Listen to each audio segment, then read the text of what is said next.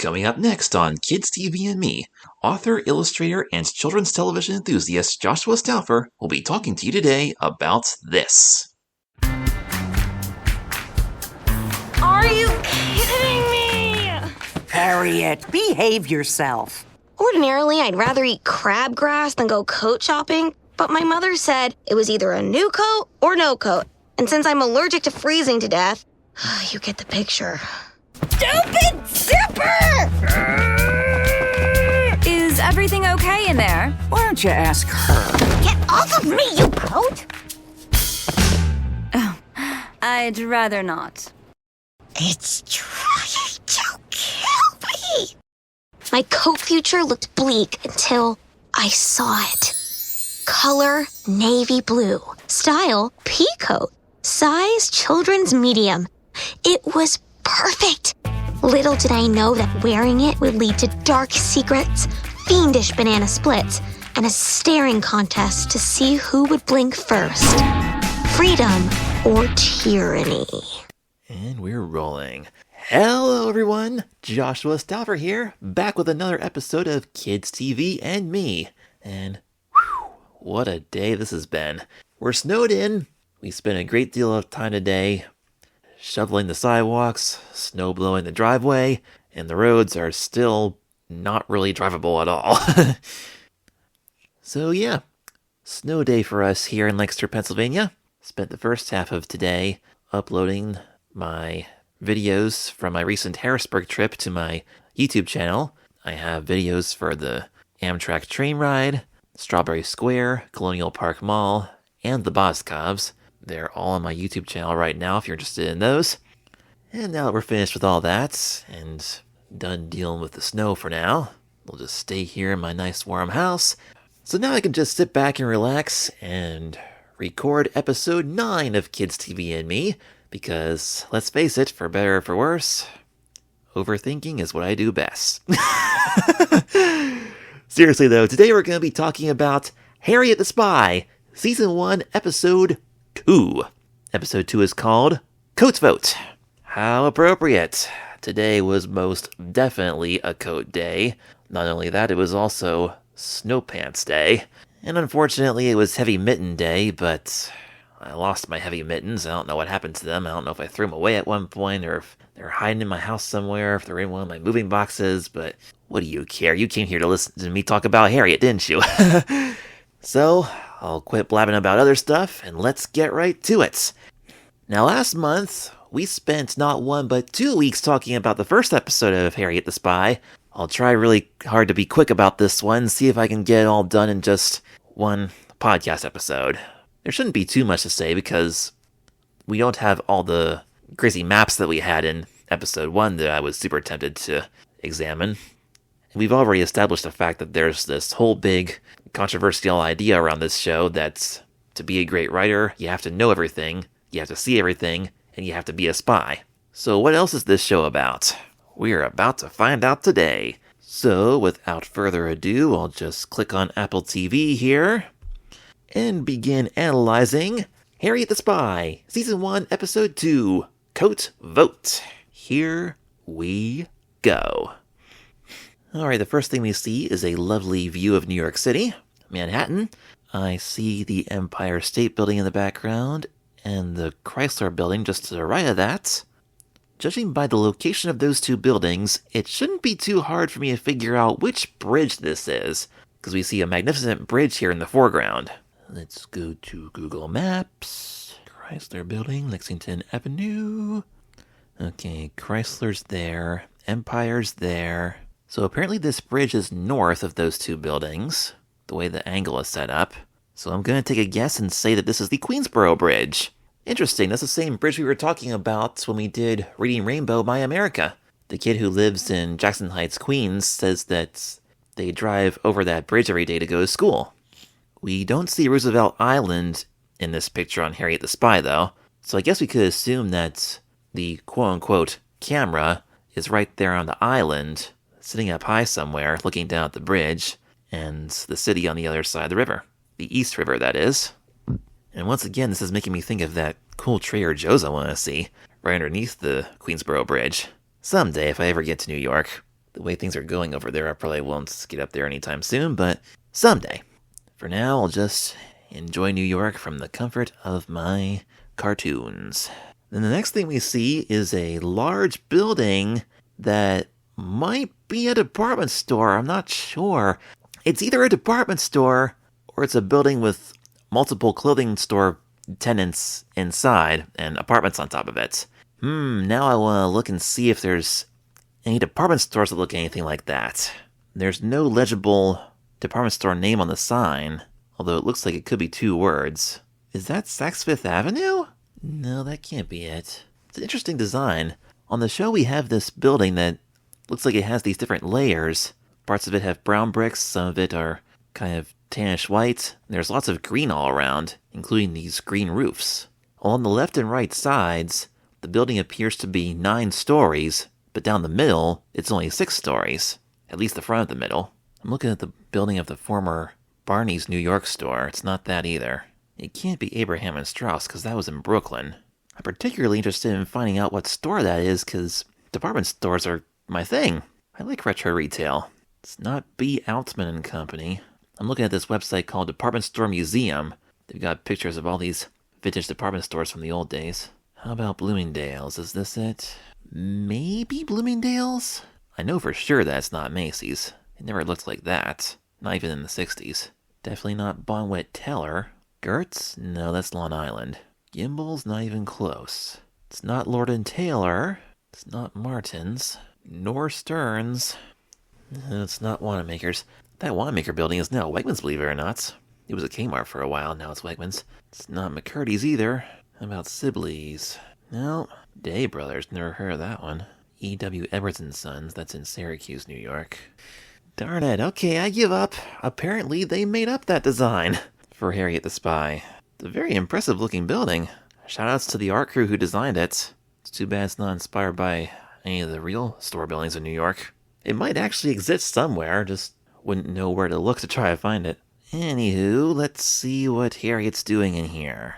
The picture is still looking at the outside of the store, and we hear Harriet shouting, "Are you kidding me?"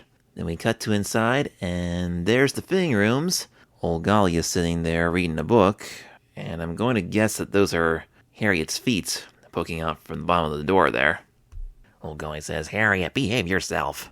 And now we see Harriet inside the fitting room. She's looking in the mirror, and she's got this really big, puffy purple coat on. Then we hear Harriet's voiceover. She's explained to us that normally she'd rather eat crabgrass than go coat shopping. Well, let me ask you this, Harriet. Would you rather shovel snow than go coat shopping? We can sure use her help around here. But then she tells us that her mother said it was either a new coat or no coat. And since Harriet is allergic to freezing to death, well, we get the picture. Okay, never mind. She would need a new coat anyway if she were gonna help us shovel. Apparently she doesn't like the idea of a purple coat near as much as Gabby did in the book, The Purple Coats, which was featured on Reading Rainbow in 1988. It's one of my favorite episodes of Reading Rainbow, by the way. Hopefully I'll be able to talk to you about it someday. Well, there sure are a lot of coats in that fitting room. Harriet grumbles. I look like a plum. And we cut to Old Golly, who says, "Ugh, hardly. Plums are sweet." Oof. Savage. I mean, come on, from what we saw last week, I thought Harriet was pretty sweet. I mean, for a cartoon character. Then Harriet pokes her head out from behind the fitting room door, and Old Golly says, "Try the next one." And then Harriet says, "Yeah, just blew a raspberry at Old Golly." Yeah, I see. You just proved Old Golly's point right there. Okay, maybe she's not as sweet as we thought she was. This is definitely one of her not-so-good days. It's amazing how easily a cartoon can trick me into thinking a character is sweet. Her art style is sweet, but sometimes her behavior isn't. So now we see a whole montage of Harriet trying on a whole bunch of different coats. And she's not liking any one of them. At one point she says, "Yikes." They're either too big, too small, too weird. That orange one has a really huge hood. And, wait a minute. Why does that one coat look like Manos the Hands of Fate?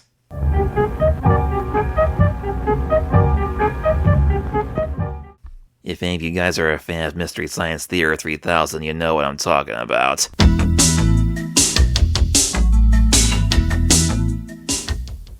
This coat that Harriet's trying on, they only show it for like less than half a second. It goes by pretty quick, but if you pause it there, you'll notice that it's got like these wings on it. She holds her arms up, and there's these large round pieces of fabric hanging down from her arms, and it's mostly black, and it's got these weird red designs on them.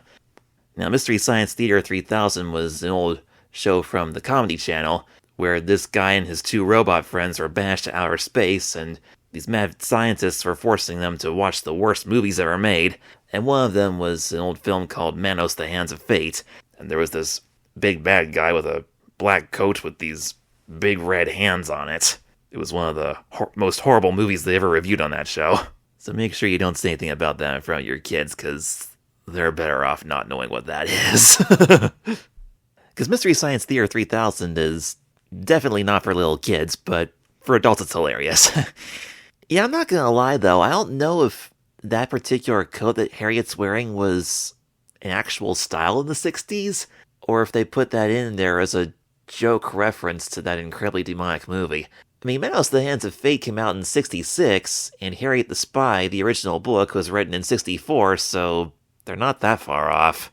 But anyway, I've talked enough about that, let's move on. So finally we see Harriet trying on this really huge coat that pretty much covers her neck, with just the top of her head poking out. And now she's wrestling with the zipper, she can't get out of it. And here comes a lady working at the store. Ooh, I gotta pay close attention to this, because that's my profession. When I'm not doing podcasts or YouTube mall tours or writing or illustrating books or comics, my day job is the fitting room attendant at Marshall's department store here in Lancaster. So let's see what this lady has to say. She says, "Is everything okay in there?" Then old Golly says, "Why don't you ask her?" pointing to the room that Harriet's in. Old Golly is so lucky to be sitting on a soft bench right there. We used to have a place for customers to sit and wait while their families are trying on clothes at Marshall's, but we don't have those benches anymore. I don't know why they got rid of them. So old Golly points to Harriet's room and says, "Why don't you ask her?" And then the door opens and Harriet comes tumbling out, falls flat on her face in that coat that she can't get out of. Then the store lady backs away and says, "I'd rather not." I wonder what I would do in that situation. Because I've been working at Marshall's for 11 years now, and I've never seen that happen. A little kid come tumbling out of the fitting room onto the floor and wrestling with her zipper. I mean, I have seen a lot of stuck zippers in my day, and I think I might have helped one or two customers who were struggling with their zipper. Either it got stuck or they couldn't reach it, but I've never seen a kid tumble out of the room like that before. But then again, I probably wouldn't have anyway, even if it did happen, because the ladies' fitting rooms are kind of around the corner behind a wall, so I wouldn't have seen. Now, I'm a guy, so I'm not allowed beyond that points during business hours. I mean, I can go back at closing time and clean, but obviously I stay at my podium. What I do at Marshall's is I count how many items the customers want to try on, then I give them a number according to how many items they're trying on. Then they go back and try the stuff, and then when they come back, they hand me the items that they don't want, and then I sort everything by size and department. Then when that rack gets full, I call somebody over to take over for me while I haul the clothes back out to the floor. I could wheel the entire rack out, but I prefer taking them out by the handful because I can walk faster than I can remember where I left the rack. So yeah, that's pretty much me day after day after day when I'm not doing this, or any of the other fun stuff that I do. Yeah, I don't know, if I heard that kind of commotion in, like if it was the first fitting room, like the handicap room that's closest to me, I mean I can see who's coming in and out of that door, obviously, because we reserved that one for wheelchairs and strollers and families. Yeah, I don't know how I would respond if I heard that kind of commotion, if there was a kid back there kind of like grunting and growling and struggling with her zipper. Now, if she came tumbling out of the room like that, I would obviously walk up to her and ask if she's okay. That would be the part where that would get my attention. I would go ask if she needs any help. But here on Harriet the Spy, it's the opposite situation. She sees Harriet tumble out the fitting room, and then she backs away. Yeah, I wouldn't. I would prefer actually seeing if I could help. If she wants any help. I mean, I'm the kind of person that if I saw somebody like fall to the floor like that, I would be concerned and want to help. And of course, old Golly is so annoyed that Harriet is making a big spectacle out of herself in this fancy department store. because she's got the difficult kid here. I have a feeling that Harriet feels very out of place in a fancy department store like this, because she says she hates coat shopping. I wonder if she would be more of a Burlington Coat Factory kind of girl.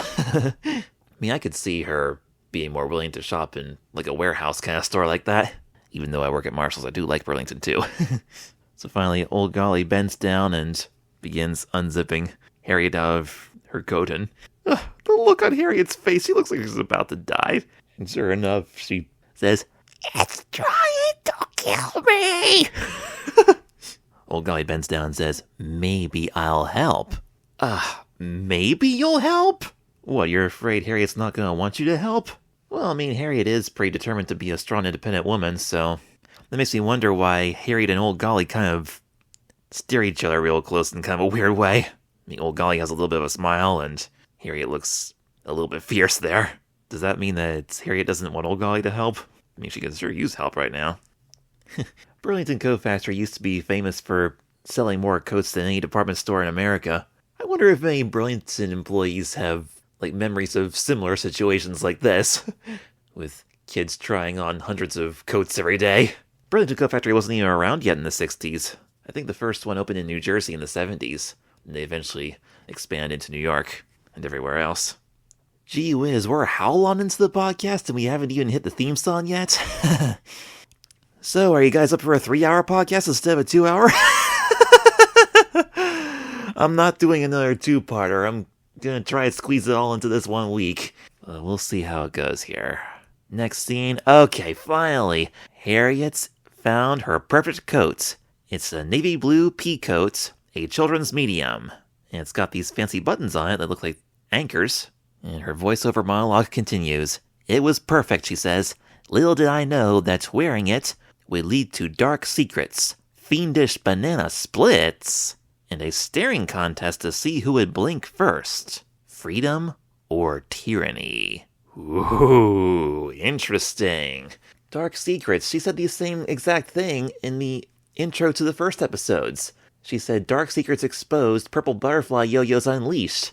This time, instead of butterfly yo-yos, it's fiendish banana splits. So we're gonna get something tasty here, it seems like. And another steering contest. Harriet already lost a steering contest with those dogs at Mrs. Plummer's apartment when she was hiding in the dumbwaiter. Will she be any better at a steering contest this time around? I guess we're about to find out. And now, here's the opening theme song. Hey, I just noticed something interesting with the theme song. It says, "No, I won't cut my hair. I'll wear whatever I like. I like it when I get to be myself." "I won't cut my hair" almost sounds like a reference to the first episode, because Harriet went to that hair salon to try to schedule an appointment for Mrs. Plummer. Or actually, she confirms the appointment first, and then after Mrs. Plummer canceled it, Jeannie went back and uncanceled it, and they both almost got their bangs cut, but fortunately they didn't.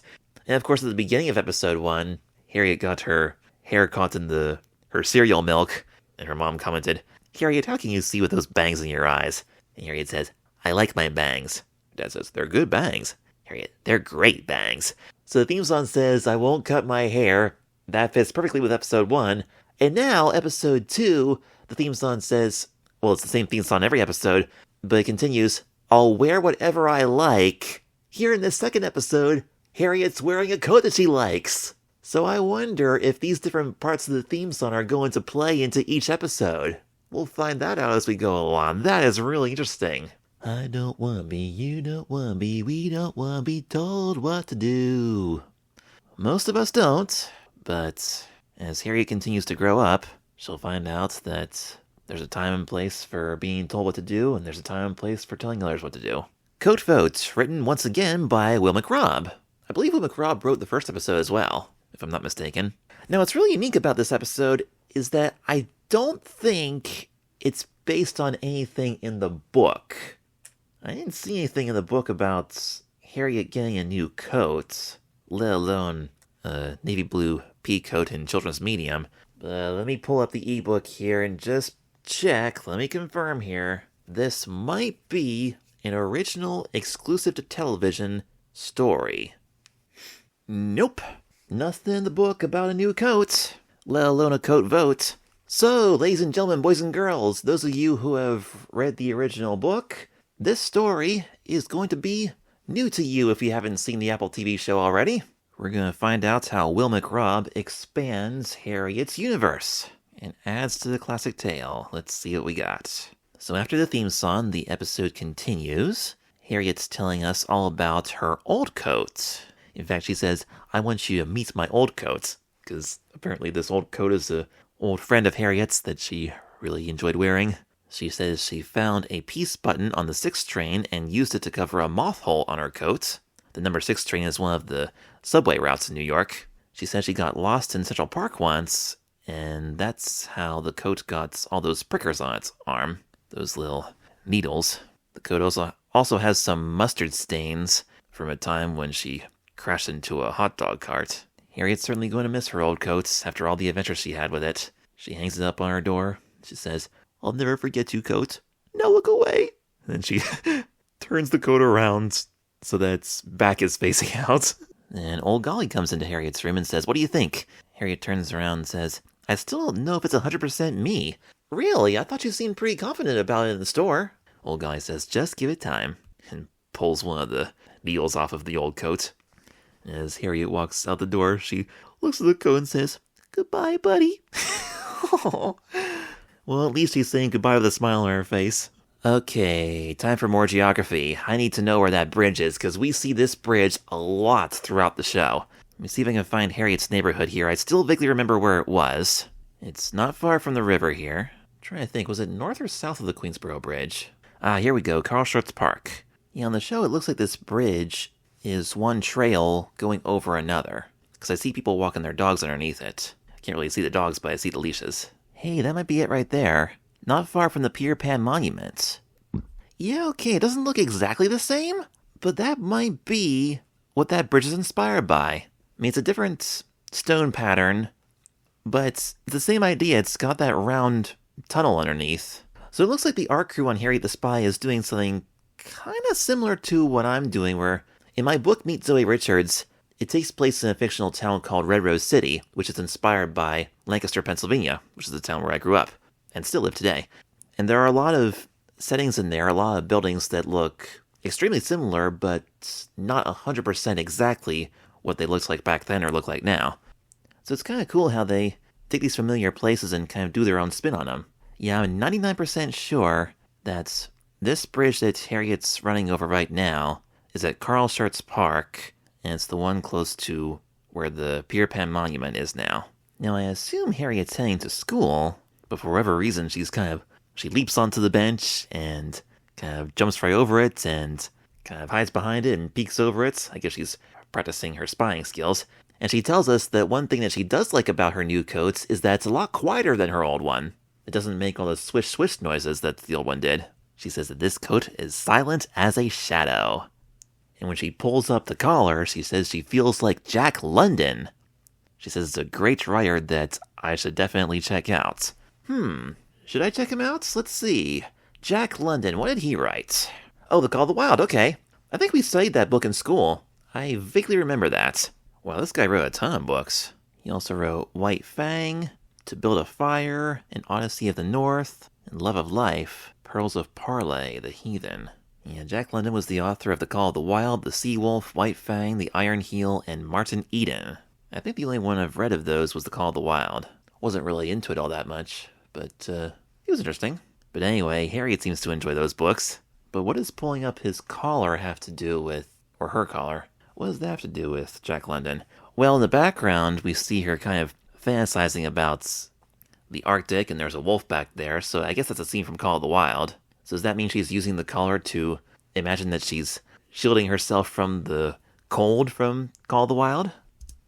Yeah, I'm not quite sure how that collar correlates, but whatever the case may be, that shot right there with Harriet having a really pleased look on her face, thinking about Jack London, The Call of the Wild, with her collar up, looks really cool. She says that Jack London went on adventures in the Great White North.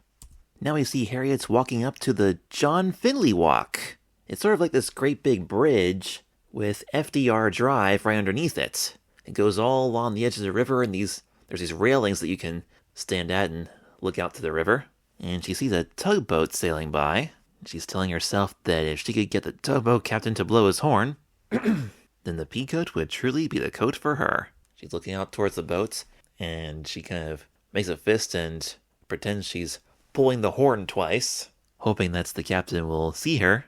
And a few seconds later, we see the captain of the ship through the window, and he pulls the horn. Hey, that smile on Harriet's face is very cool. Very cute, too. So Harriet's feeling good about her new coats, and she feels confident that this is now the coat for her. So, we're 4 minutes into the show, and how far are we into the podcast now? Let me cut it here and cut out the silences, see where we're at.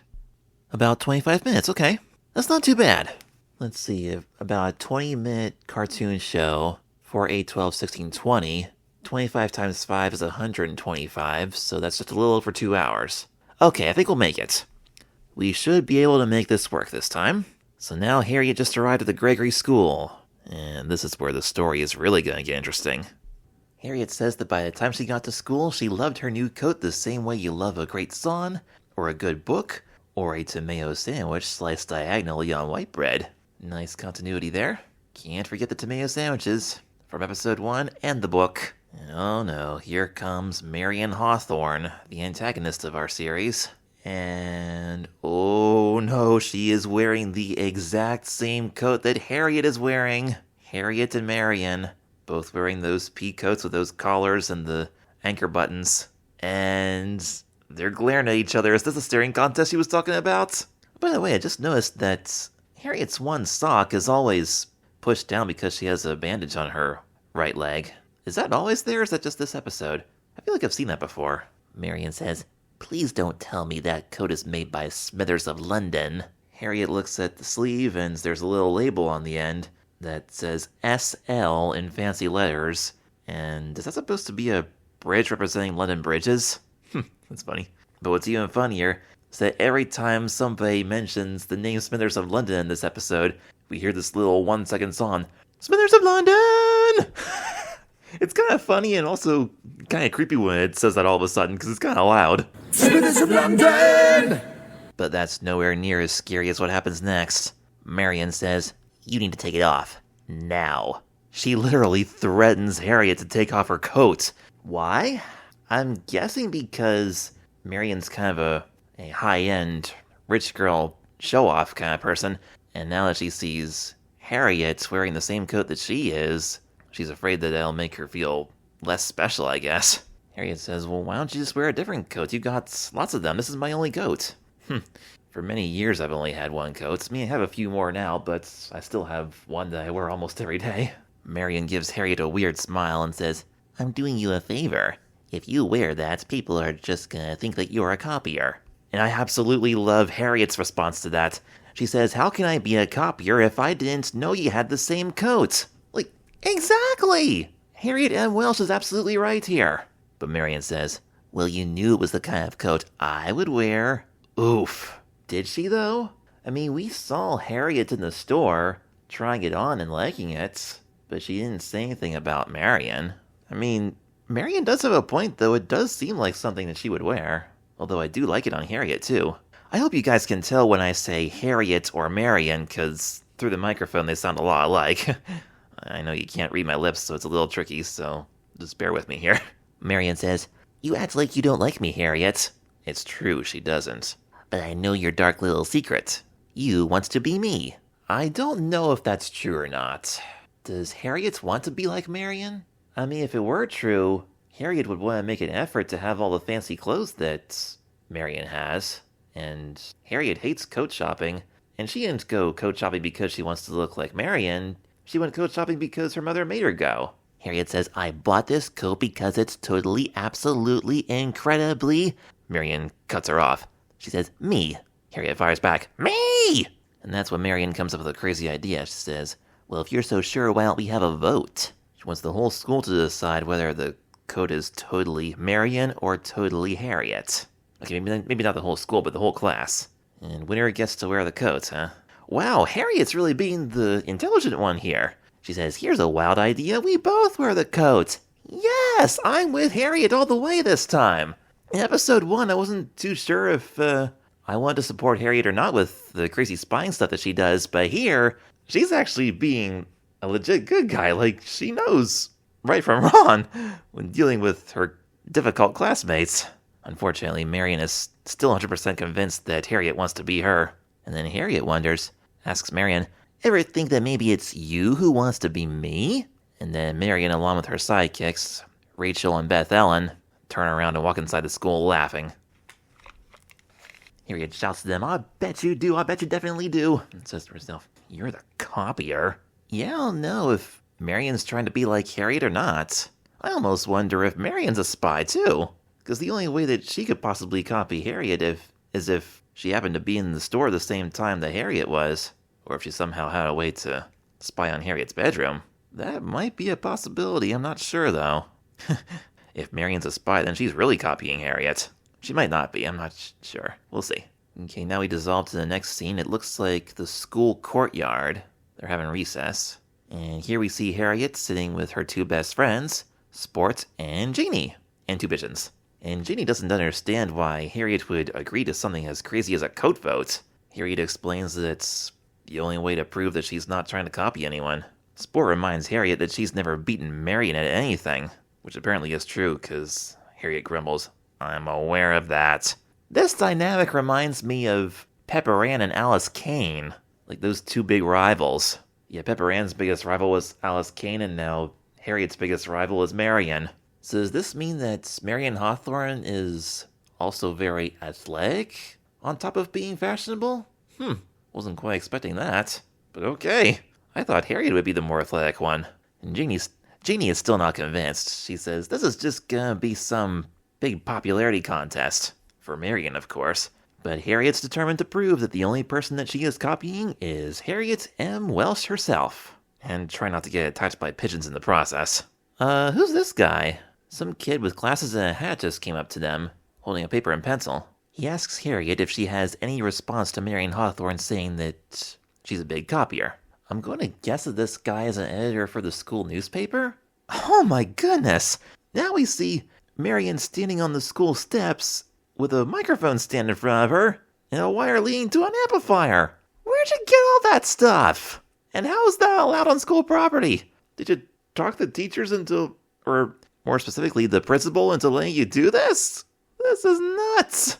And Marion's making this big speech on how she really wishes that Harriet would stop trying to be her and start trying to be herself. Herself meaning Harriet, not Marion. There's some really loud microphone interference. And it looks like Pinky Whitehead and some other guy are in charge of the sound system. Oh, it's the boy with the purple socks. I don't remember if she mentioned him or not in the first episode, but we'll see more of him later. Marion says, any questions? And of course, Harriet has a question. She says, why is your coat totally you? Then Marion twirls around, showing off her coat, and says, need I say more? Then Marion returns the question. Asks Harriet, why is your coat you, dare I ask? And Harriet explains that she likes her coat because it has a secret pocket for her notebook. It also has extra deep side pockets, which are perfect for storing random junk that she finds on the street, including an old beat-up music box that she found. Makes a nice pretty little tune. She says they're like a coat pocket museum. Interesting. I'm surprised she didn't mention Captain Kangaroo, because he had a lot of pockets. And I think Captain Kangaroo was around back then. Yeah, it was. Ran from 55 to 84. Harriet seals her point by saying, I only have one coat, Marion, because there's only one coat that's me. And then asks the big question, how many coats do you have? Marion says, one. Really? And of course, Harriet doesn't believe her, but Marion says, I got rid of the rest. This coat's a Smithers of London, Harriet. Smithers of London! Ah, there it is again.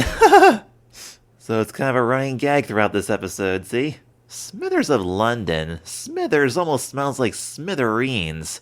Like, is that a brand of clothing that really snobby people wear to smash other people's self-esteem to smithereens? That's certainly what Marion seems to be going for here. So, she claims she got rid of all her coats because she has the perfect Smithers of London coat now, so her search is quote-unquote over. Well, Marion, are you planning on staying that size the rest of your life? Or are you just going to get the same kind of coats after you grow out of this one? Because, I mean, obviously, you're going to need a new coat eventually after this. I mean, you're only in the 6th grade. You got some growing to do yet. Can't wear children's medium forever. Oh, and then Marion pulls the collar up, turns around, walks away with a big smile on her face, just like Harriet did earlier when she was thinking about Jack London. And if you're looking at this and wondering which ones are Beth Ellen and Rachel, Beth Ellen's the one with that fuzzy thing wrapped around her hands, like, what do you call them, hand warmers or something? And the girl with the hats and always a lollipop in her mouth is Rachel Hennessy. Later on in the school hallway, Harriet's talking to her best friends again. Janie's pretty sure that Marion has 100 coats. And Harriet agrees. Harriet's now trying to think of a way to find proof. And here comes Pinky Whitehead. The boy with the purple socks says, Pinky and I just want to let you know that we got your vote. Or, you've got our vote, rather. Oh, but wait a minute, weren't those two just... Yeah, because Pinky's still carrying the microphone. I thought they were on Marion's side, but I guess they're going with our hero, Harriet. And Pinky says, we're tired of Marion always making us feel like goobers. So apparently Marion must have talked these two boys into it, like kind of brainwashed them or bribed them or whatever. But nope, they like Harriet. And Harriet is eternally grateful. The two boys even walk away shouting, Harriet, Harriet. Very nice. Ooh, Sport's pointing to something around the corner. Wonder what it is. He's waving them over. And they follow Sport into one of the classrooms. He pulls a book out of his bag and says that he split the 6th grade into 2 groups so he can see how people are going to vote. Sport explained that Marion's voting block was basically 2 groups also. There's the people who want to be Marion Hawthorne, and as Sport explains this to Harriet, Harriet explains it to us. And on screen, we see a bunch of random kids showing or sharing their thoughts about the whole coat vote thing. There's this one pretty-looking girl who's kind of bashfully admits that she does want to be Marion. And the camera zooms over to some random boy who says that he would like to be Marion as well. Okay? He doesn't say why, but maybe he just wants Marion's popularity, I don't know. And they say that Marion's other group were the people who are afraid of Marion Hawthorne. This girl here, she is a major character on the show, but I forgot what her name was. Darn it. I think we'll hear her name soon, though, because she does have a part to play in this episode, aside from this. She says she's scared of Marion, sure, but not as scared as those guys. And then we see 4 boys freaking out and hiding as Marion walks by. Then they talk about the voters that might vote for Harriet. There was either the new kid who doesn't know anything, and then there's the people who don't care. And out of those 3 kids, one of them looks directly at us and says, a coat is a coat. It's cold, you put it on, you're warm. End of story. Yes! I'm with him. I'm with him 100%. A coat is a coat. You put it on, you get warm, that's it. I know it's a really weird opinion for a guy who works at a department store to have, but hey, with my line of work, all I care about are making the customers happy however I can and keeping the sizes and departments in the right order. I don't give a flip about who should wear what and what looks cool and what doesn't, or anything specific like that. And I'll admit, I'm probably not the most quote-unquote fashionable person in the world. I pretty much wear the same thing every day. In the cold months, it's always some kind of hoodie sweatshirt and a t-shirt underneath. And in the summer, I like wearing a collared short-sleeve shirt because I can put my name tag around the collar so that the name tag doesn't rub on my neck. Because in the wintertime, I put my name tag behind the hood and wear it like that. But yep, a coat is a coat. I 100% agree. Marion's vote thing is just... I was going to say something much worse, but it's baloney. Yeah, that's what it is. And then finally, Harriet says, there were the kids with nothing to lose. We see the boy with purple socks and Pinky, and then Pinky... What is this? Pinky just ripped his shirt off and said, the hell with that! And the purple socks boy just blew into his horn. Like he's got some kind of, I don't know what kind of musical instrument that's called. It's one of those wind instruments with the round thing and the pipes that go all over the place. But what the heck did I just watch? I don't get it. Like Pinky just threw his shirt off and said, deal with it. Like, is that how firmly he believes that the coat vote is stupid? He's like, who needs coats? Who needs shirts even? Yeah, I don't know what to think this, ladies and gentlemen. Like, did this really happen? Did Harriet see Pinky do that at one point? Or was that in her imagination? I don't know. Oh my. Anyway. And yes, I just spit on the computer in the process of that laughing fit. Janie asks what category Beth Ellen would be in. And Harriet says that Beth Ellen always looks sad. And she kind of does. And Harriet thinks that maybe she could get Beth Ellen on their side. Which is really interesting because Beth Ellen is always hanging out with Marian. Which could mean that Beth Ellen only sticks to Marian because she feels like she has to, not because she wants to. She's the complete opposite of Rachel, the lollipop addict, who always has kind of a really fierce look on her face. Jeannie also thinks that Beth Ellen might know how many coats Marian has. But the hard part is, how is Harriet going to be able to talk to Beth Ellen if she's always with Marian and Rachel? And Harriet says, not in gym class. So does the 6th grade have multiple gym classes? I would think that if Marian, Beth Ellen, and Rachel are all in Harriet's class, they would all go to the same gym class together, but maybe not. Well, when I was in the 6th grade, everything was in different classrooms. The science, math, reading, everything was in different rooms when I was in 6th grade. And not all the kids were in the same rooms at the same time. They always mixed them up, so it kind of makes sense that they would mix up a little bit here with gym class. And here we see the gym.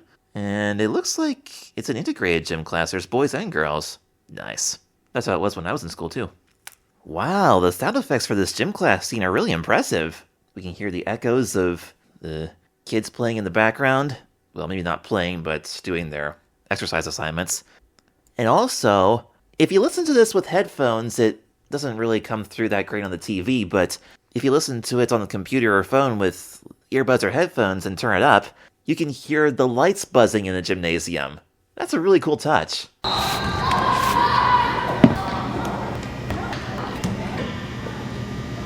The way those lights buzz kind of reminds me of the old lights they used to have at Central Market in downtown Lancaster. It makes sense that the lights in the gym would make a different sound than the rest of the school, because obviously a big room like a gymnasium would have different kind of lights.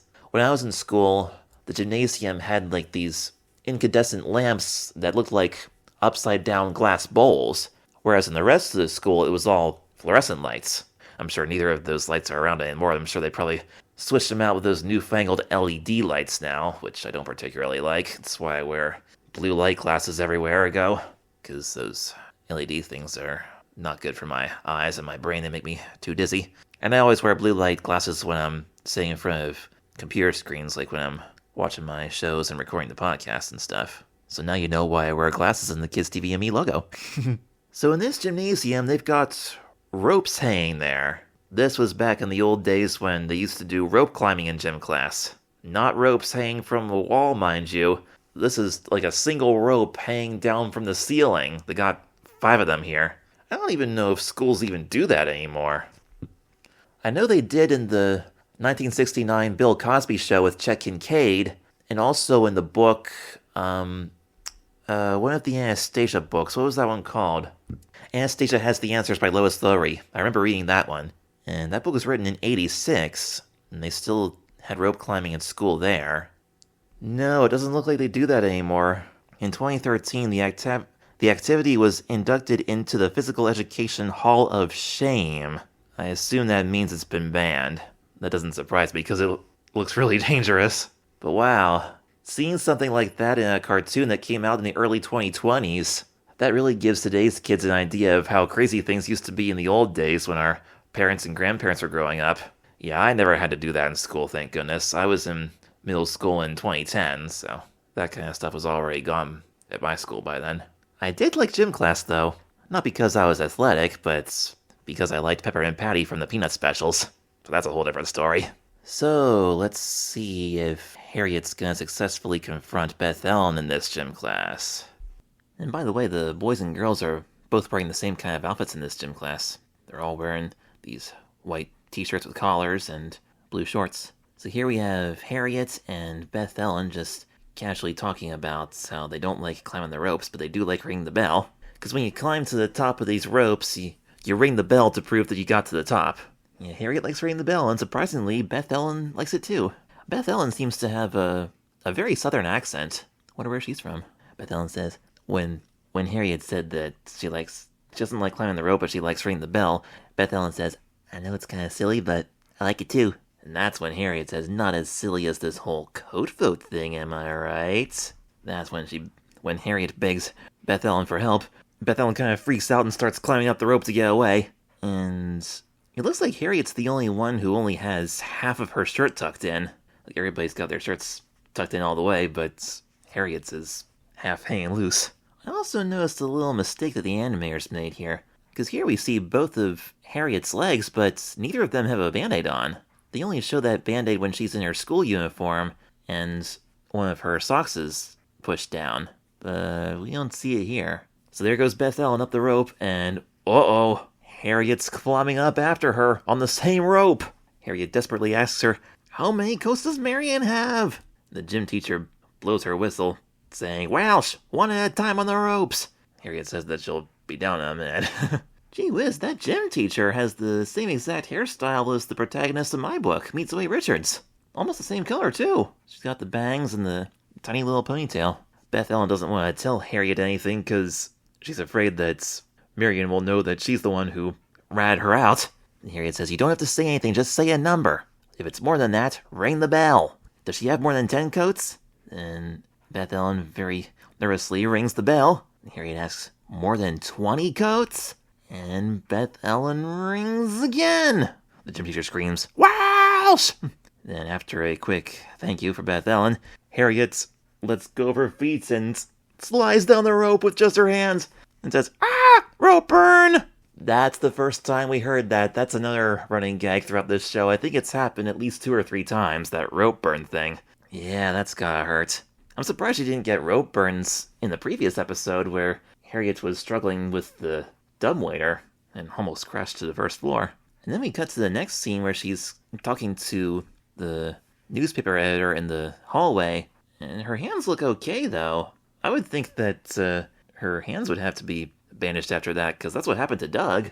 Yeah, in the episode Doug Pumps Up, the Nickelodeon cartoon by Jim Jenkins. It's the one where Doug was trained for the fitness test, and he tried to climb the ropes, but got rope burns as he slid down. And then he had to wear bandages on his hands, so he wasn't able to do a whole lot, but he did manage to do a lot of sit-ups during the fitness test, so that was good.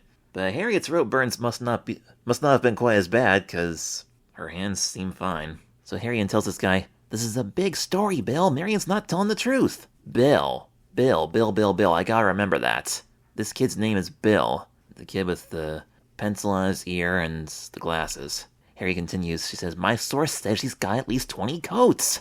And Bill says, sorry, Harriet, I'm a journalist. So he is the editor of the school paper, okay. He says he needs more proof than 2 dings on a rope bell. Bill Kilroy, okay. She says to us if Bill Kilroy needed proof, there was only one way to get it.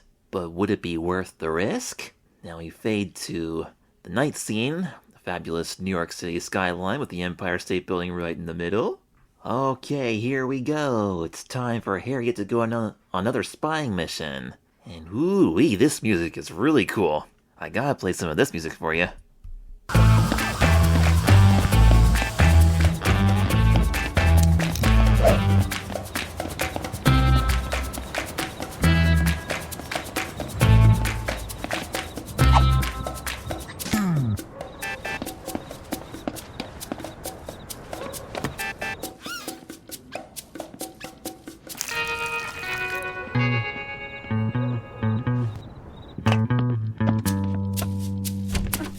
Groovy. They really managed to make the music sound so awesome without making it sound out of place. Like, you'd think that'd be difficult for a show that takes place in the 60s made in the early 2020s, but the talented people who made this show actually pulled it off. So what was Harriet doing during that killer track?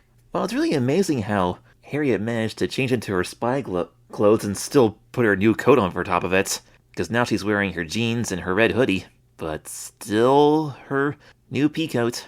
Oh, that's a great reference to the intro. She's running along down the street putting her glasses on as she runs. That's a very iconic shot right there. A little bit different than the intro, though. In this version, she has a little bit less of a smile and a little bit more of a serious look. And it looks like she's going to Marion Hawthorne's house.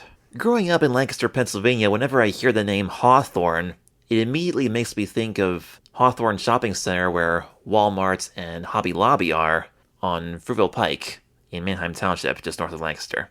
The Hobby Lobby used to be Redner's Warehouse Market, and then it became Giant, and now it's Hobby Lobby. The Walmart actually used to be a store called Builder Square years ago. That was before my time. So now Harriet is at the Hawthorne house, and she's laying low because Marion's right there at the window. She says if Marion caught me, she'd rat me out to my parents for sure. Apparently she's got a school directory with all the phone numbers on it.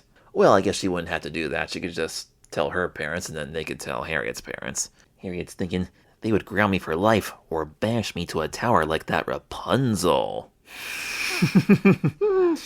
I wonder what Harriet would look like with long hair like that. Well, at least part of the theme song would still be accurate. She wouldn't have to cut her hair. I don't think she'd want her bangs that long, though, even though she likes her bangs. And here she is creeping along the alley. And she's thinking that maybe the possibility of being grounded or banished doesn't matter. She says when you're lucky enough to find a coat that's truly you just gotta dig deep and ask yourself, what would Jack London do? Silent as a shadow. She said silent as a shadow earlier when she was leaping through the park with her new coat. Silent as a shadow, is that a reference from Call of the Wild? Did Jack London write that? And no, I don't remember very many details from half the books that I studied in school. In fact, not even a quarter of them. Yeah, no, I'm Googling Silent as a Shadow Jack London quote, and I don't see any direct references in the book that I can see. If any of you guys have ever read that book, let me know what you think. I should also point out that it's kind of interesting how they have, how do I describe it? These diagonal lines, along the top and bottom of the screen, it's black. It kind of reminds you of how widescreen movies used to look on old 4x3 TVs, with the black bars along the top and the bottom. On this show, whenever Harriet or one of the characters is thinking about or looking at something really specific with really strong focus, like when two characters are staring at each other really fiercely, or when Harriet's looking at something important or thinking about something really special, like in this case, the Jack London and the Call of the Wild, we often see the picture get like that, where the picture kind of turns into a narrow diagonal stripe along the screen. It's kind of cool looking. So Harriet's still going through the alleys, and there's a black cat staying on top of one of the garbage cans. I don't think that's one of Mr. Weathers' cats. Now Harriet's climbing up, peeking over the windowsill, trying to look inside Marion's house. Oh, she's standing on the edge of a flower box on the outside, while Marion's watering flowers inside. Wow, she has a lot of flowers in her room. Oh, actually, I don't know what she has more of, flowers or trophies. It looks like trophies in that shot. Gee whiz, she really does beat Harriet at everything. This girl reminds me of Violet Beauregard from the 2005 version of Charlie and the Chocolate Factory. Oh, here we go. Marion Hawthorne is opening up her closet, and there are a lot of coats inside. Harriet is tiptoeing along the flower box along the outside, trying to get a better angle. She's got a camera with her, by the way, in case I didn't mention that. I guess she's gonna take a picture for this, what's his name? Bill something. Was it Bill Kilroy? The school paper kid. She's gonna try to take a picture to give him proof. There'll be better proof than 2 rings on a rope bell. And oh no.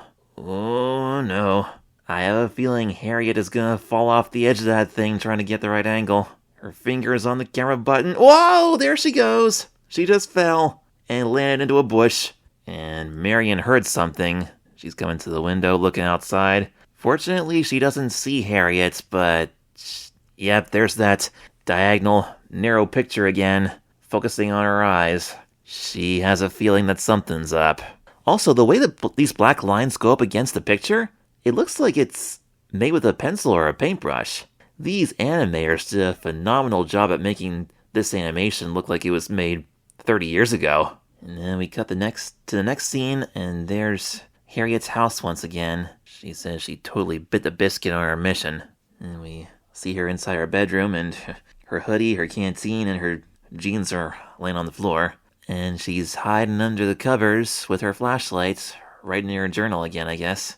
Just like that scene at the end of the first episode, and also towards the end of the opening scene where they show the episode title. And hey, we've actually reached the halfway point of this episode. And how about that? We're still under an hour. Yes, we're definitely gonna make it this time. Alright, we don't have to do another two-parter. We'll get this episode done in one show. That'll be great. This feels very similar to what they did in episode 1, where they had Harriet going on this big mission, and then she makes a mistake and fails, and that's close to the halfway point of the episode, and now they're doing the same thing here, which makes me think that I wonder if maybe they were thinking about the possibility of having the show air on broadcast television, but they never got around to it, just put it on Apple TV streaming instead. Because if it was on the air, live, that halfway point right after Harriet fell into the bushes, that would have been a good spot for a commercial break, which isn't a bad idea. So what I'm going to do right now is cut here, I'm going to roll the intermission, and I'll be back with more in just a moment. Stay tuned. Kids TV and Me is a fan-made podcast and is not affiliated with any of the programs, production companies, or networks mentioned on the show.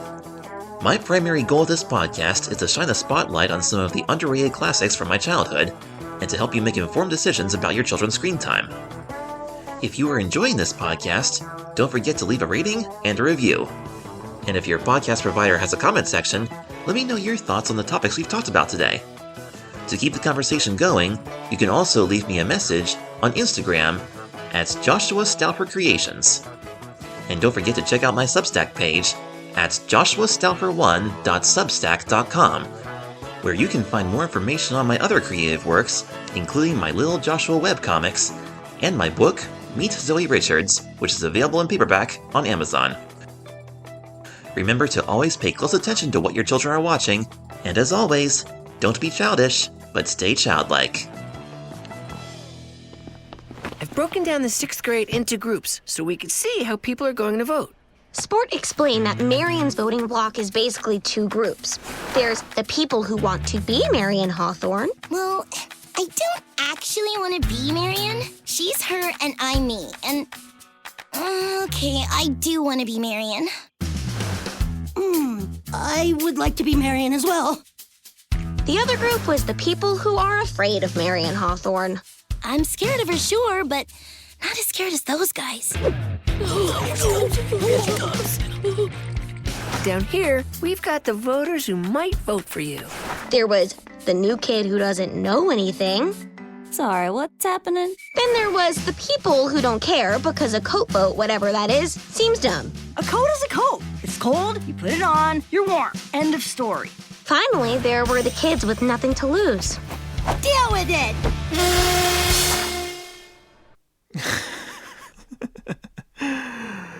Yeah, I just had to play that again.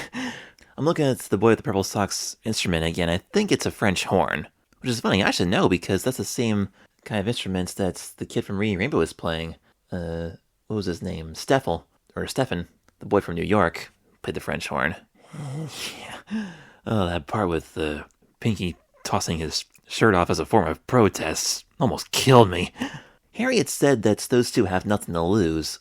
I guess that means that Pinky and Purple Socks are kind of like at the bottom of the popularity rankings, so they can't really get any less popular than they already are, so they're just gonna go all out and do whatever they can to support Harriet's side of the argument. Anywho, that's enough of that. Before the break, we just saw Harriet's failed attempt to get a picture of Marion Hawthorne's coat closet, and she totally bit the biscuit in our mission. Yep, that's where we left off. So now she's at home, and she's writing about how seeing Marion's death stare, that's what that was, okay. Marion's death stare made her think about how Marion had treated Pinky Whitehead and the boy with the purple socks. So it seems like Harriet is thinking back to how Marion had brainwashed those two boys into setting up the sound system for her. So now Harriet is wondering, what if this coat vote isn't just about her? Ooh, interesting. Harriet's starting to think that maybe winning this crazy competition could make things better for the rest of the kids as well. Ooh, I'm liking this. Here comes old Golly once again. Gonna say the usual thing about how it's way past Harriet's bedtime and she should turn the flashlight off and go to sleep. Harriet says, I'm just thinking about things. Old Golly says, you can think about them without being in bed wearing your brand new expensive... Uh-oh. The coat has a rip in it. And of course Old Golly's disappointed, because apparently she had promised Harriet's parents that Harriet would take care of this coat. But Harriet says it's not a rip, it's a story. A story where I make the world safe for Pinky and the boy with the purple socks, and anybody who's sick of being picked on by Marion Hawthorne. Woohoo, you go, girl. She says it's just something I gotta do. And, well, Old Golly doesn't even ask any more questions. She doesn't bother asking exactly how Harriet ripped her coat. I assume it was when Harriet fell into the bushes outside of Marion's house, because I imagine there would be some sharp twigs and stuff in there. Old Golly just smiles and says, just tell me how it ends. So this brings us back to our Old Golly theories.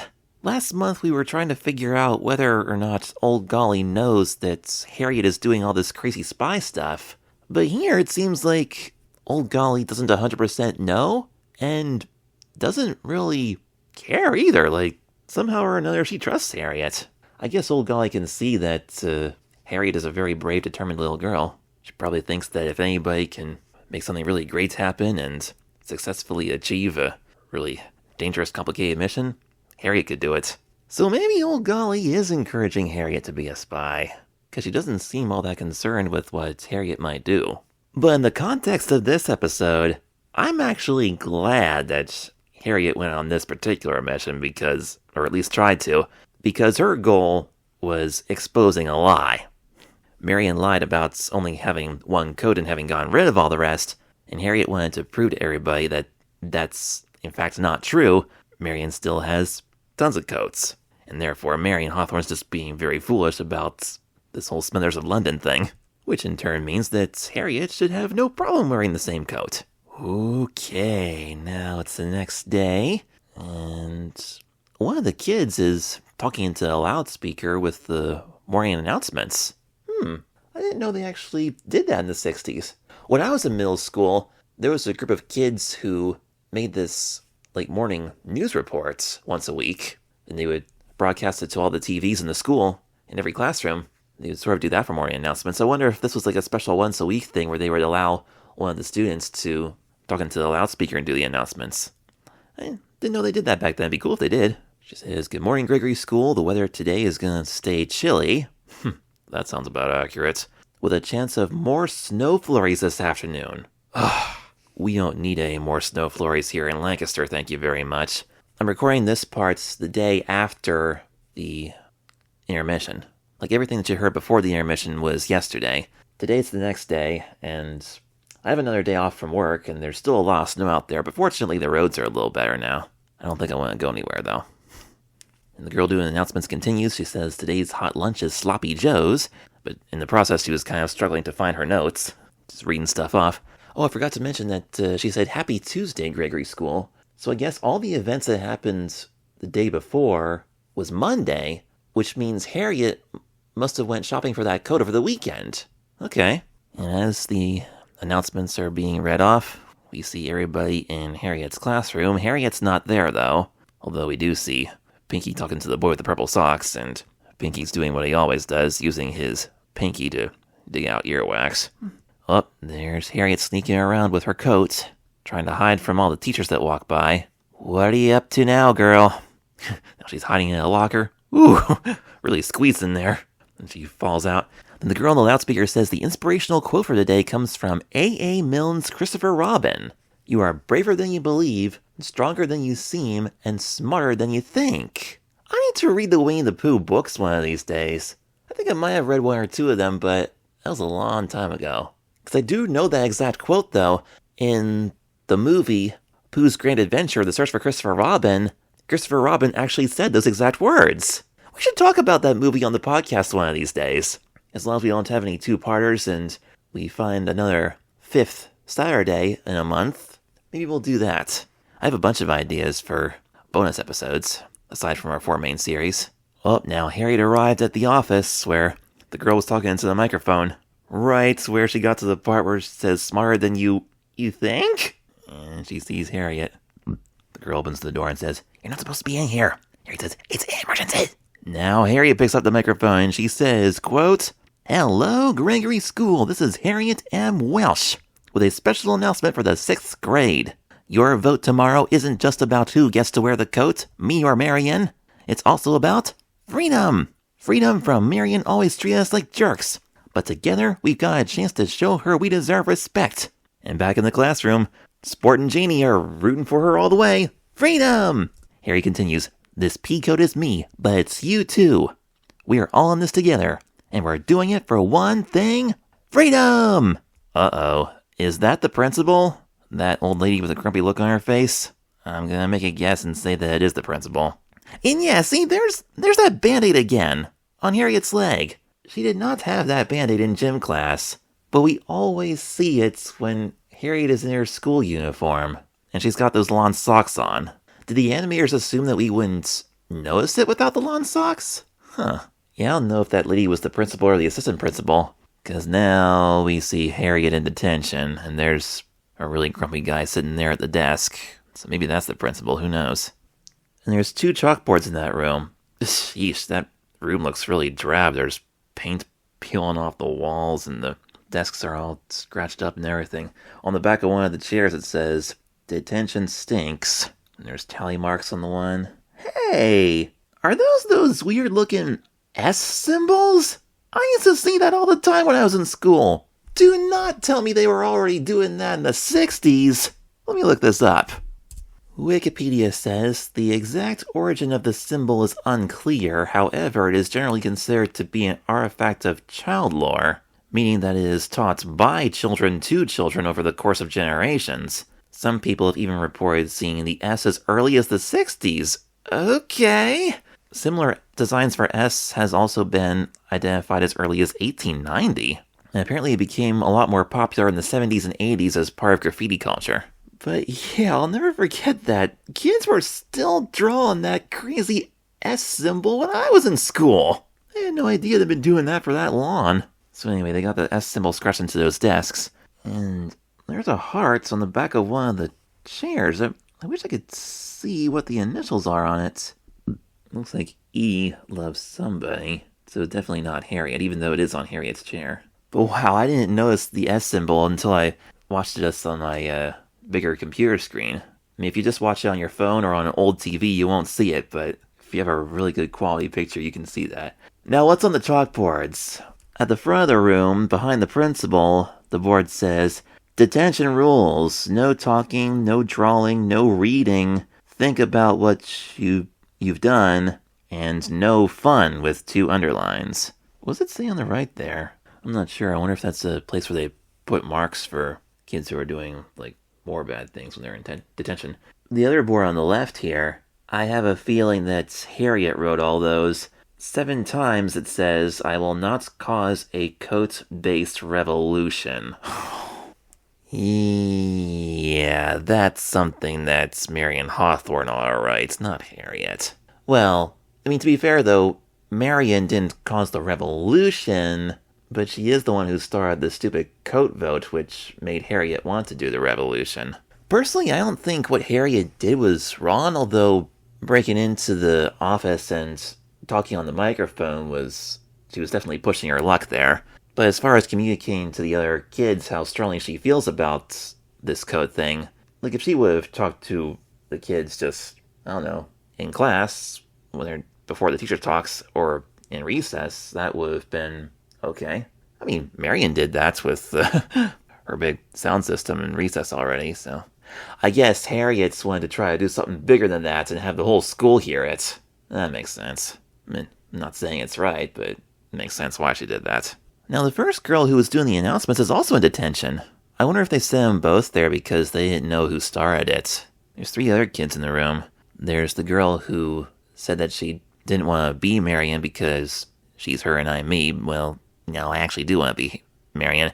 Yeah, that was her. And also the boy sitting in front of her said that he'd like to be Marion as well, so I wonder what they got in trouble for. There's another kid there too. Don't know who he or she is. Okay, I just looked at that montage once again. That kid sitting up front there in the detention hall, that was one of the kids who stood in the background when the kid with the black hair was saying a coat is a coat. So he's one of the guys that Harriet described as being one of the kids who doesn't care because a coat vote, whatever it is, seems dumb. Yeah, I'm talking about this kid here with he's kind of a big guy with short, light brown hair and, like, big bushy eyebrows. And he has a blue tie on. I'm looking at that chalkboard again. It looks like it's a little closer. Maybe it's saying that you're supposed to stay here until 4 p.m. I'm pretty sure something there says 4 p.m. It's not 100% legible, but I'm going to guess that that's what that says. I still didn't catch her name yet, the girl who did the announcements first. She says, "Harriet, it is so great when you..."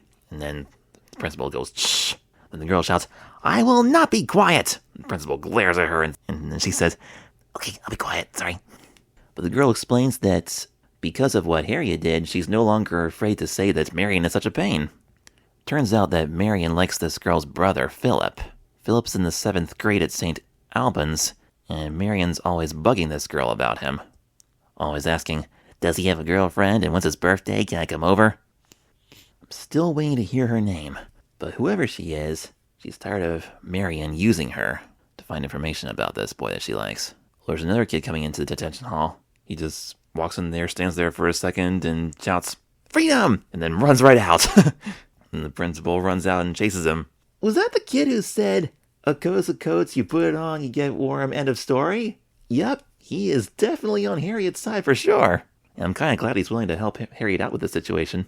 And as soon as the principal leaves, everybody in the detention hall says, "Freedom!" And Harriet says, "This was it. It was happening."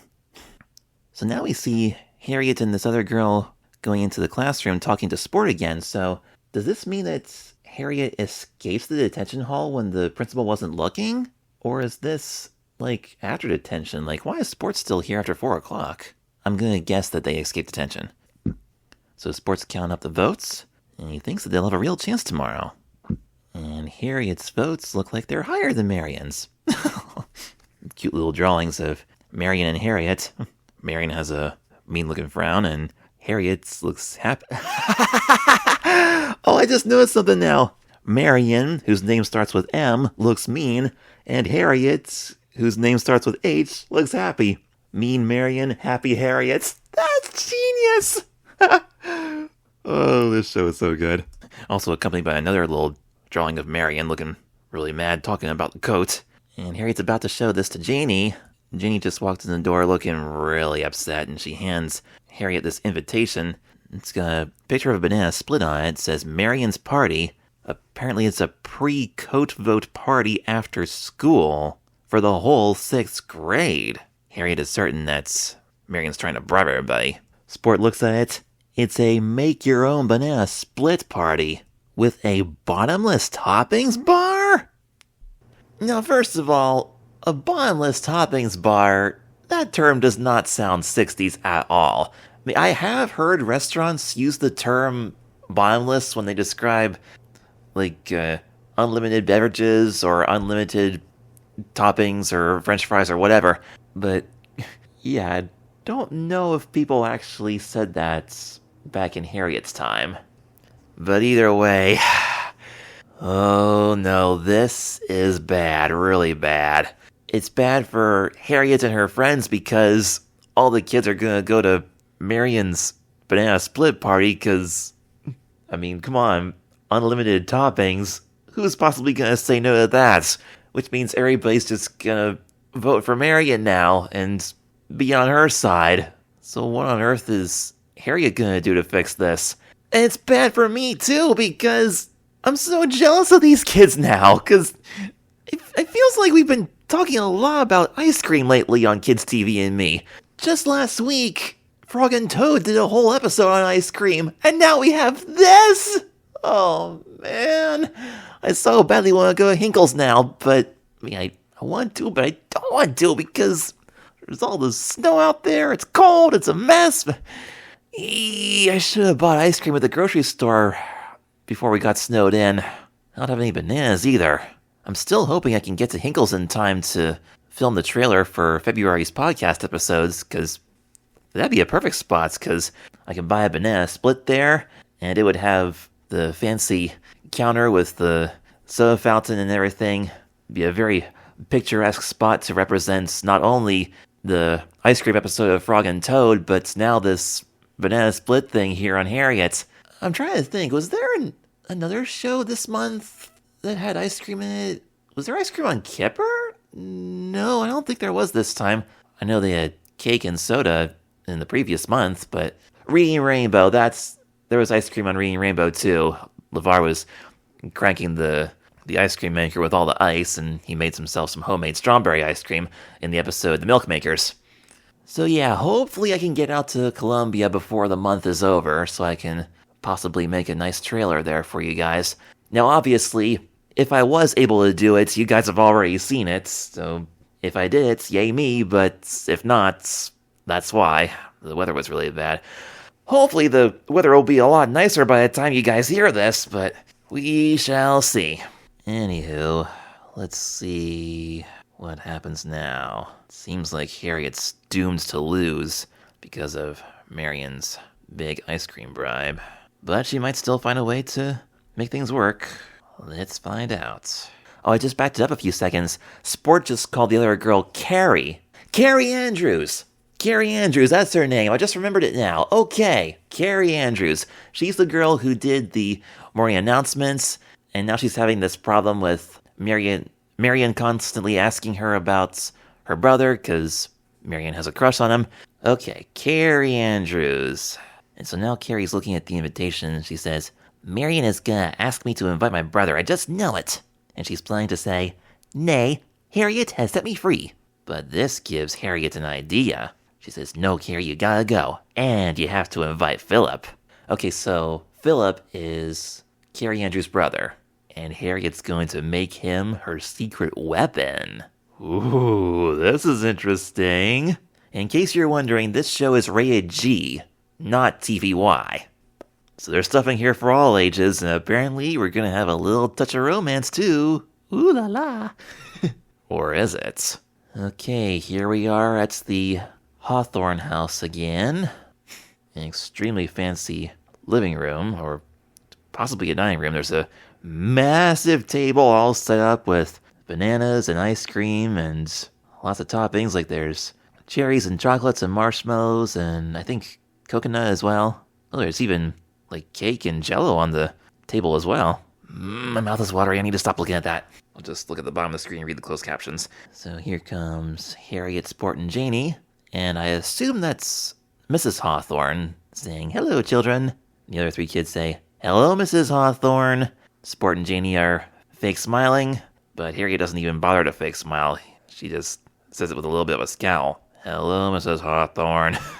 Mrs. Hawthorne says, come in, let me take your coats. Take your coats, huh? And Harriet's like, take them where? Mrs. Hawthorne doesn't answer that. She just looks a little confused, and they hand her the coats, and she walks away. And here comes Marion, and she's a little surprised to see them here. Harriet kind of plays along, holds up the invitation, and says, sure can't say no to a bottomless toppings bar. And Marion flips her hair and looks over to the toppings bar and says, no, you cannot. Oh, and there's the boy with the purple socks and Pinky Whitehead. And my goodness, Pinky! What is wrong with you? He's got 2 cans of whipped cream in his hands, somehow spraying them both into his mouth at the same time. He's making a huge mess. He's got whipped cream all over his face and dripping down into his shirt. And Purple Socks looks like he has a bowl full of just toppings, I guess. I don't see any ice cream or bananas in there, unless it's buried underneath. So these two are pigging out at Marion's party, which is really surprising because I thought these two were on Harriet's side. It's amazing what a large table of sugar and carbs can do to you. And Pinky's doing this ridiculous thing with the whipped cream. Like, that really looks disgusting. I'm not the world's biggest whipped cream fan. I mean, a little bit of whipped cream on ice cream or fruit or cake or something is okay. But I don't like whipped cream in milkshakes because when you drink it down to the bottom, like, the whipped cream just floats on top, and then when you get to the bottom of the milkshake, there's nothing but whipped cream left. And trying to slurp that up with a straw, it's like slurping air with a little bit of sugar. Yeah, that's not my favorite thing. And you're more likely to see me pigging out on something like fudge sauce or peanut butter or something really tasty like that. Not whipped cream. No thank you. But Pinky seems to like it. So it seems to me that as far as Pinky's character is concerned, this show is pretty much establishing him as the disgusting one. Because first we see him digging earwax out of his ears, and then we see him tossing his shirt off and saying deal with it, and now we see him doing this with a whipped cream. Yeah. I mean, to be fair, it is pretty accurate to the book. In the book, Harriet sort of looked at Pinky as an eyesore, or a literal whitehead in this case. And of course, when Marion sees this, she goes, ugh! She's really annoyed they're making a huge mess. I can't believe I'm saying this, but I actually agree with Marion for once. That kind of whipped cream mess is absurd. Alright, so what's your plan, Harriet? Oh, there's Carrie. And she's brought her brother. And shucks, I already forgot his name. But we'll probably hear it in a second. Marion now has a big smile on her face. She says, oh my gosh, he's here! Hi, Philip. Philip Andrews. Philip Andrews, okay. Carrie and Philip, those two siblings. And I gotta say, Philip is a very sharp-looking dude. He's quite tall and has a really fancy haircut and some kind of sports coat on with a number 1 on it. For a split second there, I thought Carrie fainted when Marion got all gushy in front of Philip, but I watched that again. It was actually Marion running really fast and kind of knocking Carrie over, running over to Philip. And Harriet caught Carrie. Then Carrie tells Harriet that she told Philip that he could have her banana split. Which makes me wonder if this guy was even interested in coming to this party at all. Like, did Carrie just talk Philip into this by offering him her banana split? Apparently so, because Marion is now walking Philip over to the ice cream bar, and Philip looks a little bit unsure about this. Apparently he doesn't feel the same way about Marion as she does about him. Ooh, now Harriet's sneaking into Marion's bedroom, and ooh, this is interesting. She's still got her school uniform on, but she's wearing her spy belt. And she's got her glasses on, too. The fake glasses that she swiped from her father's desk. I forgot to mention this in the first episode. I was just thinking, I wonder if these glasses that Harriet always wears are ones that her father didn't need anymore because the glass broke out of them. I don't see why else her father would have a pair of glasses without lenses. So I guess he could assume that Harriet didn't really, quote-unquote, steal the glasses if her father didn't need them anymore. And wow, Marion Hawthorne even has a jukebox in her bedroom. Then Harriet opens the closet and says, jackpot! So Marion has well over 30 coats. I also noticed that Marion has a baseball bat and a sword. And if you look closely on the wall, if you're watching this on a 4x3 TV set, you probably won't be able to see this, but if it's in widescreen, on the very left, there's a picture of Marion wearing some kind of white suit. In her right hand, she's got this sword, and the other hand, she's wearing a helmet, and I think she just got awarded a medal. What is that sport called? I think I've seen it before. Fencing. So Marion Hawthorne's a fencing champion. My goodness. Gee whiz, I thought Peppermint Patty was a super athlete. I'm really surprised that a girl like Marion Hawthorne would be this intense of a sports competitor. Because on the surface, you would assume that, like, stereotypically, a girl like Marion would just be into, like, fashion and makeup and looking pretty and that sort of thing. But but on top of looking incredibly pretty, she's also a super intense sports champ.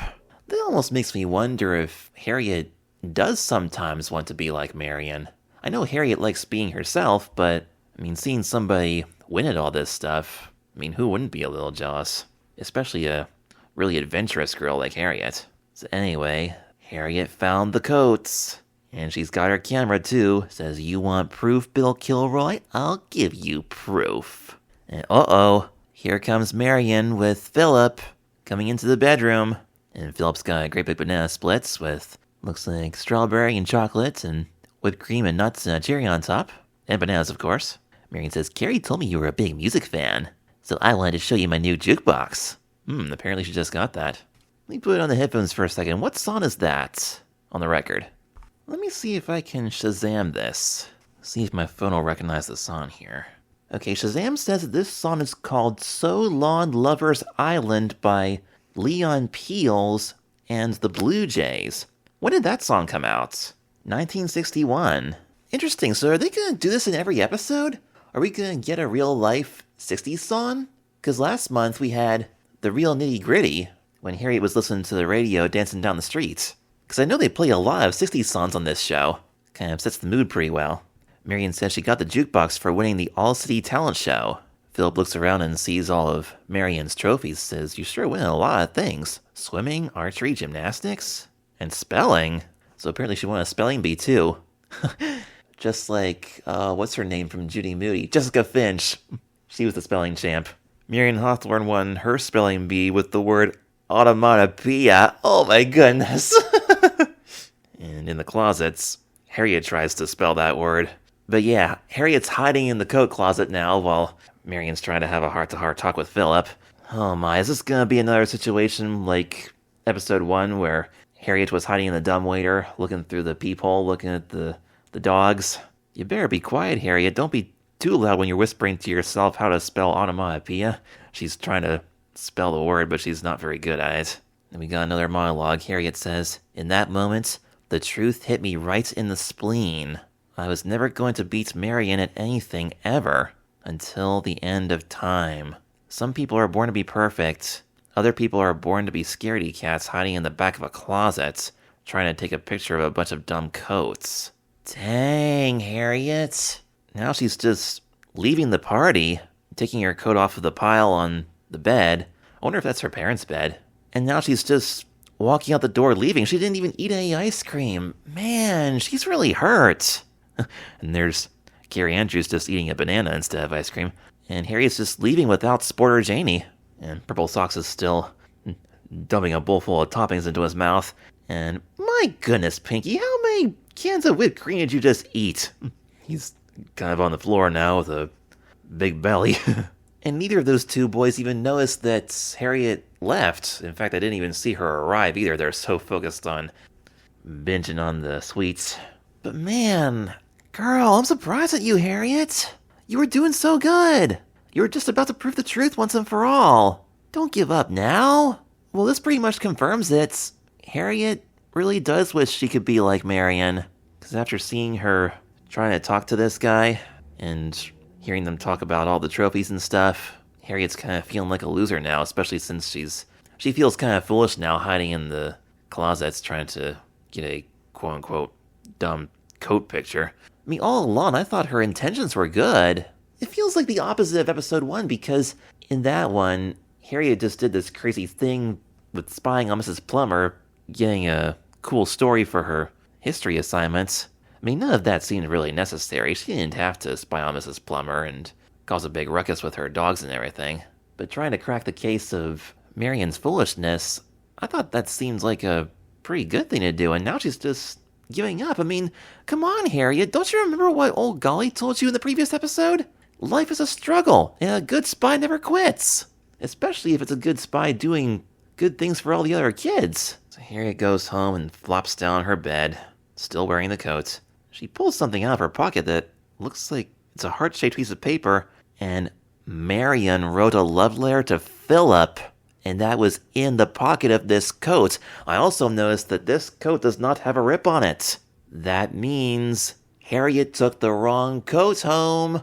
She left her own coat there and took Marion's coat home. And now she's got Marion's love letter for Philip.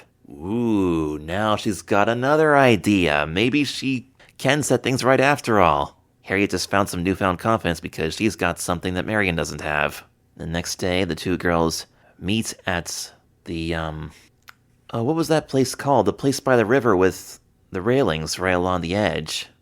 It was the same place where Harriet stood and signaled the tugboat captain earlier. The John Finley Walk, that's right. So Harriet and Marion are standing on the John Finley Walk, and they both have each other's coats. And neither of them look happy, but they don't really look mad either. And Harriet just apologizes and says, "Sorry, they look alike. I grabbed yours by mistake." And they peacefully trade him back. Marion puts her coat on, and she feels in her pockets. Where's the love note? Oh, yep, Harriet has it. And she holds it up saying, "Looking for this?" Then Marion freaks out and says, "Give it back!" And what's Harriet's response? She says, "I could do that. Or I could show it to, I don't know, Philip." Then Marion begs, "No, please don't do that. I'll do whatever you want. I'll drop out of the coat vote. You win." Huh. Well, that was easy. But Harriet's not done with her yet. She says, "After that dirty trick you pulled at the banana split party, I should publish this in the school paper." And after a brief silence, Harriet admits, but I'm not you. And she gives the love note back to Marion and says, good luck with the coat vote today. And Marion's confused. She's like, really? But I thought... Harriet says, I want to win for real. This is interesting. So Harriet's admitted that she really wants to get revenge on Marion, but then immediately acknowledged the fact that that wasn't the right thing to do. And now she's actually giving Marion another chance to still do the coat vote thing. Harriet says that if they're going to do the coat vote, she wants to win for real, not with any bribes. That's cool too, because it's helping Marion realize that the way she tricked everybody with the ice cream party was a really sneaky thing to do, and kind of unfair for both of them. Not only did Marion take away Harriet's chance to win fair and square, but she also took away her own chance to win for real. Ooh, this is amazing. Such good script writing on this show. My goodness. And it's so cool seeing Harriet's kind of forgiving Marion in a way, because this would have been the perfect opportunity for Harriet to get revenge, but she chose not to. Way to go, Harriet. You're awesome. And there's the tugboat again. I wonder if the tugboat captain saw what they were doing, and now he's blowing his horn to congratulate them for doing the right thing. I don't know if that's the case or not, but it'd be cool if it was. And I see another bridge in the background. I believe that's the Robert F. Kennedy Bridge. Yep, that's definitely it right there. Yeah, it's not Queensboro, because Queensboro would be south to the right of Carl Schurz Park. And if you go to this park and stand on the John Finley Walk and look left, which is north, that would be the Robert F. Kennedy Bridge. Okay, we're almost done here, so how does this story conclude? Harriet says that in the end, the coat vote wasn't even close. A bottomless toppings bar beats freedom every time. Yeah, unfortunately. She's not wrong. Like, if you allow the flesh to be the boss of you instead of the spirits, bottomless toppings will most definitely win over real freedom. Whereas if you... This is not Harriet saying, this is me saying this. If you stay spiritually strong, then you'll have freedom from the temptations of the flesh. Kind of reminds me of the Cookies episode of Frog and Toad, where they were learning about willpower. Toad certainly didn't have a whole lot of willpower last week when he bought that huge amount of ice cream. And it seems like nobody else in Harriet's school did either. But still, Harriet says, there were a few small victories. Hey, Beth Ellen Welsh, the girl on the rope in gym class, she voted for Harriet. Hey, and the two boys, Pinky and the Purple Socks Boy. They put in their votes for Harriet and shouted, freedom! Okay, so at least they weren't completely possessed by the toppings at the party. Ooh, maybe they were pigging out to try to trick Harriet into thinking that they were on her side. That could be. So I guess nobody really put their ballots in secretly, because Harriet got to see Beth Ellen actually secretly open up the ballot in front of her with her name on it. And Beth Ellen gave her a little wink and put it in. And Harriet was right there when the two boys shouted, freedom! So Harriet was very pleased about that, but she's still kind of upset that she didn't win the coat vote. So now she's walking home. Ooh, here comes Marion. What's happening here? She says, hey, wait up. Marion says, I just want to say I'm sorry for saying you were a copier. There's no one like you, Harriet M. Welsh. Yeah, Marion is starting to see it now, because of that conversation at the river. Marion's learning that it's better to win fair and square than to try to do silly things to bribe everybody. And Marion's also starting to come to terms with the fact that Harriet is unique, and that's okay. She says, there's no one like you, Harriet, and there probably never will be. And Harriet says, thanks.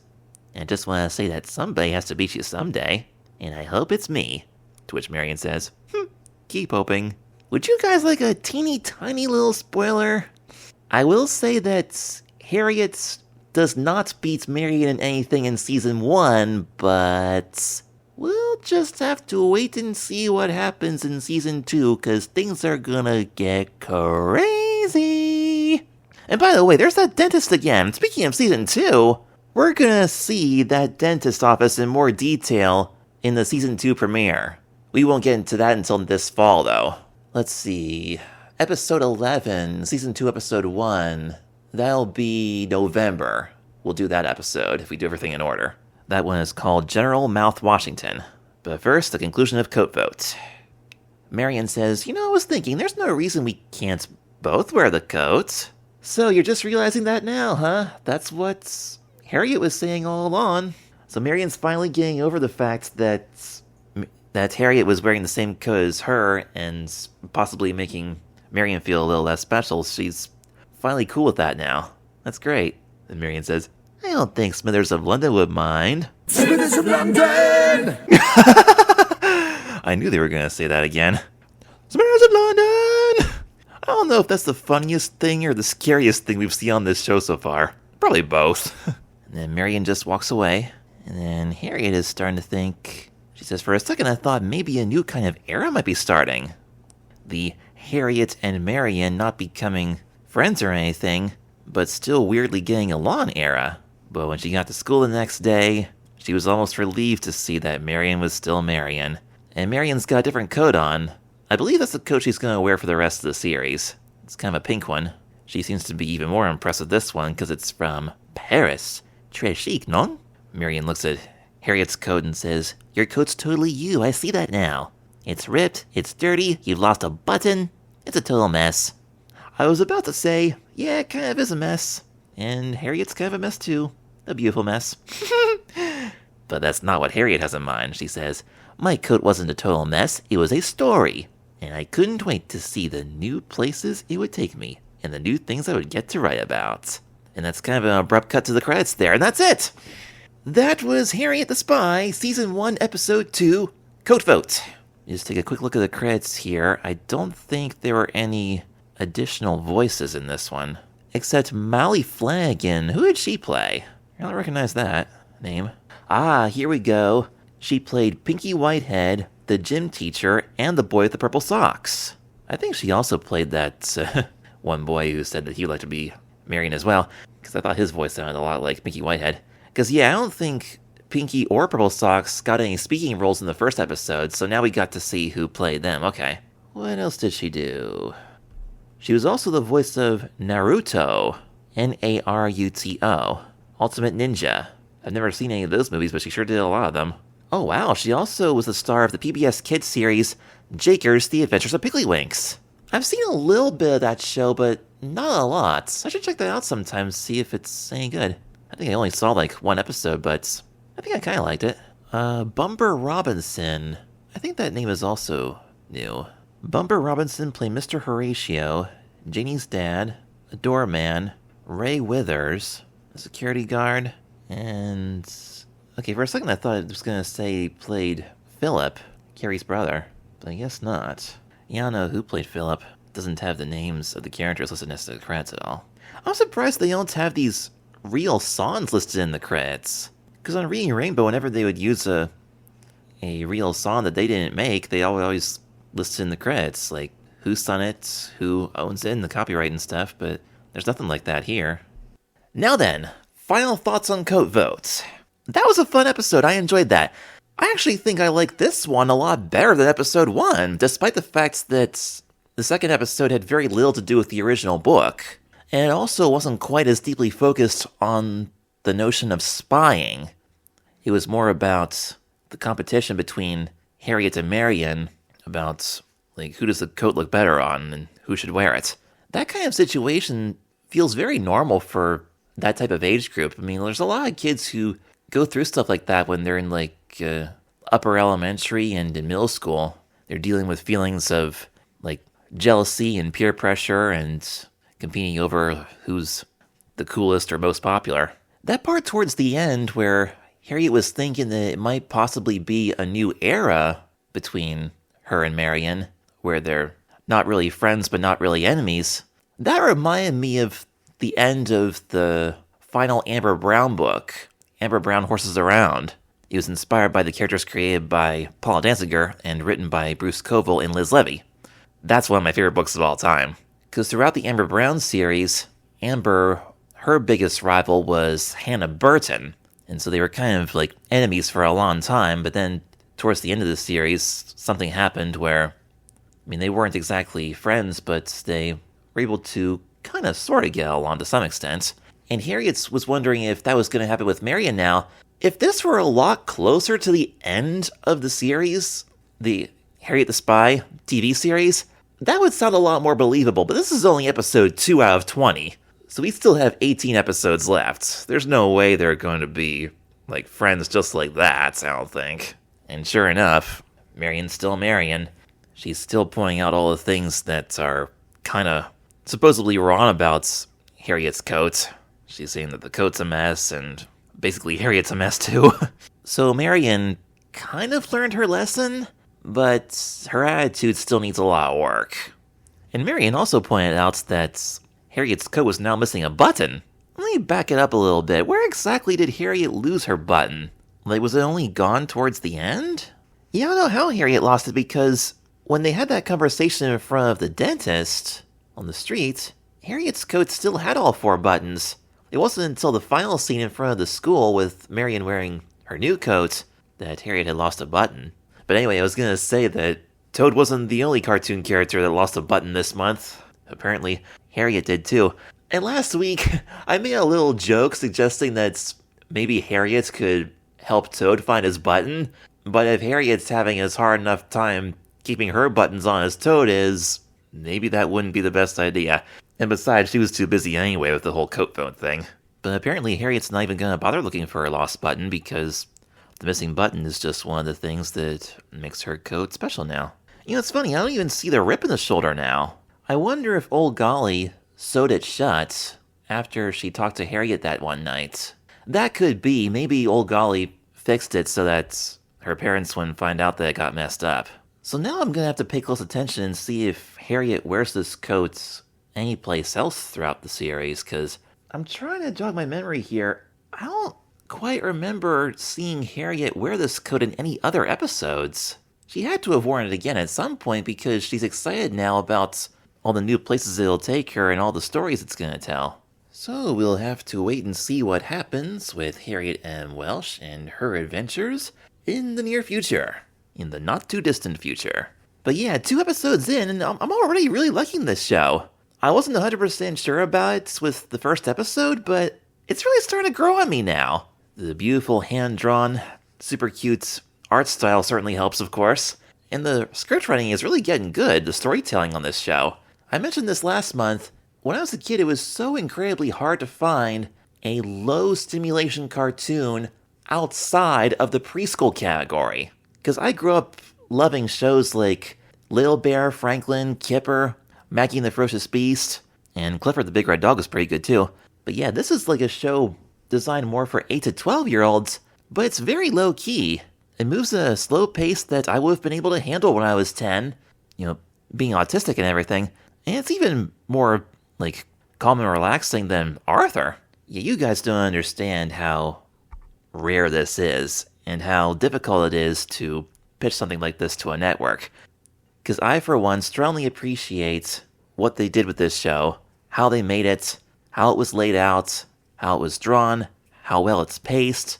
Everything about this show is 100% aesthetically pleasing in my opinion. Unfortunately, lots of people would disagree with me on this, because now I haven't seen the Nickelodeon movie Harriet the Spy, so I don't know how that is compared to this. But a lot of the reviews were disappointed with this show because, I guess, because everyone assumes that the show would be 100% like the book, and that it wouldn't, steer off into all these other things.